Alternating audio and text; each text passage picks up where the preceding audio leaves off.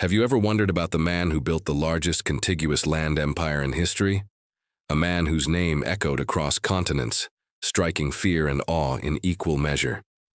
Today we're diving deep into the epic life of Ghengis Khan, a story of hardship, unity, and unprecedented conquest. Our story begins not in a palace but on the harsh, windswept steppes of Mongolia around the year 1162. A baby was born, clutching a blood clot in his tiny fist, a sign, according to Mongol lore, that he was destined to be a great leader. They named him Temujin. But his early life was anything but destined for glory. At just 9 years old, his father, a minor chieftain, was poisoned by a rival tribe. This single act of treachery plunged Temujin's family into chaos. Abandoned by their clan and left to fend for themselves, Temujin, his mother, and his siblings faced starvation and constant danger. They survived by eating roots and hunting small animals. This period of extreme hardship forged an unbreakable will in the young boy. He learned to be resourceful, resilient, and utterly ruthless when necessary. He was even captured and enslaved by a rival clan, but his cleverness and determination led to a daring escape. These formative years taught him a crucial lesson. In the fragmented world of the steppe, unity was the only path to survival, and survival was the only path to power. As a young man, Temujin began to build a reputation. He wasn't just a survivor, he was a natural leader with a magnetic charisma. He started by forging strategic alliances, often sealed through marriage. One of the most significant moments was the kidnapping of his own wife Birta.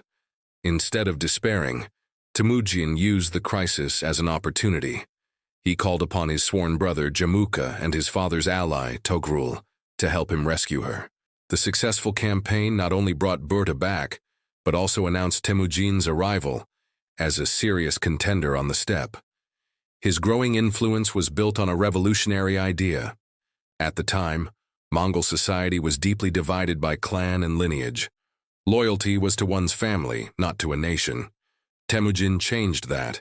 He promoted people based on merit and loyalty, not their aristocratic birth. He would take in warriors from defeated tribes, integrating them into his own forces and rewarding them for their skill. This meritocracy was radical, and it drew the best and bravest from all over Mongolia to his banner. He was creating something new, an army loyal not to a clan, but to him. Of course, his rise was not without opposition. His childhood friend and sworn brother, Jamuka, became his greatest rival. While Temujin believed in a unified state under a single ruler, Jamuka favored the traditional aristocratic system of independent clans. Their friendship turned into a bitter rivalry that culminated in a series of battles. It was a clash of ideologies for the soul of the Mongol people. In 1204, Temujin decisively defeated Jamuka, becoming the undisputed master of the steppes. In 1206, a great assembly of all the Mongol chiefs, a Kurultai, was held. There they bestowed upon Temujin a new title, one that would be remembered forever, Ghengis Khan, meaning the universal ruler. The scattered warring tribes of Mongolia were finally united into a single, powerful nation under one law and one leader. This unification was arguably his greatest achievement. With the home front secured, Ghengis Khan turned his gaze outward. He didn't just have an army, he had a war machine, meticulously organized and disciplined. He established a strict code of law known as the Yasa, which governed everything from military conduct to daily life. His army was built on the decimal system, units of 10, 100, 1,000, and 10,000, allowing for incredible flexibility and communication on the battlefield. His warriors were expert horsemen and archers, capable of covering vast distances at incredible speeds. The Mongol conquests began. First, they turned south against the Western Xia and the Jin dynasty in northern China. These were formidable, settled empires with massive armies and fortified cities. But the Mongols' innovative siege tactics, which they learned and adapted from captured engineers, and their sheer psychological warfare, proved devastating. They were known for offering a choice: surrender and be spared, or resist and be utterly destroyed. This reputation often preceded them, causing entire cities to capitulate without a fight. Next, Genghis Khan looked west, toward Central Asia. Initially, he sought trade, not war, with the powerful Khwarezmian Empire. He sent a trade caravan, but the governor of a Khwarezmian city, Otrar, foolishly attacked the caravan and killed the merchants.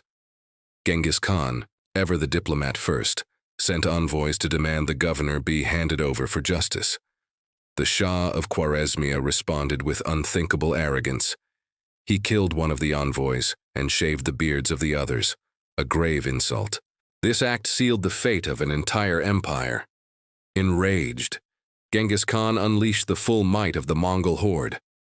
What followed was one of the most brilliant and terrifying military campaigns in history. The Mongols swept across Central Asia like a force of nature, laying waste to legendary cities like Samarkand, Bukhara, and Urgench. It was a campaign of total war, and the Khwarezmian Empire was completely erased from the map. But Genghis Khan was more than just a conqueror. The empire he built was surprisingly progressive in many ways. He established the Yam, a revolutionary postal and supply route system that was like the Pony Express on a continental scale. This network connected the East and West like never before, allowing for the safe passage of merchants, envoys, and information. The era became known as the Pax Mongolica, or Mongol Peace. Under his rule, trade flourished along the Silk Road. He decreed religious freedom for all his subjects, a policy almost unheard of at the time. He also created a written script for the Mongolian language. He was building the foundations of a globalized world. In 1227, during a final campaign against the Western Xia, the great Khan passed away. The exact cause of his death remains a mystery. Some say it was from injuries sustained falling from his horse, others from illness. In accordance with his wishes, he was buried in a secret, unmarked grave somewhere in the Mongolian wilderness. His soldiers were said to have trampled the ground with thousands of horses to hide the location, ensuring their universal ruler could rest in peace undisturbed. His legacy is complex and often controversial. To many, he is a brutal conqueror responsible for immense destruction. But to others, especially in Mongolia, he is the revered founding father of their nation, the man who united a people, gave them a law, an identity, and a place in history. He built an empire that, under his sons and grandsons, would stretch from the Pacific Ocean to the heart of Europe, fundamentally reshaping the world map and facilitating an unprecedented exchange of goods, ideas, and cultures between East and West. The story of Temujin, the outcast boy who became Genghis Khan, is a powerful testament to the force of human will and the enduring impact one individual can have on the entire course of history. Thank you so much for joining us on this journey through time. If you found this story as fascinating as I do, please hit that like button and subscribe to the channel for more deep dives into history's most compelling figures. Let us know in the comments which historical character you'd like to see next. Until then, stay curious.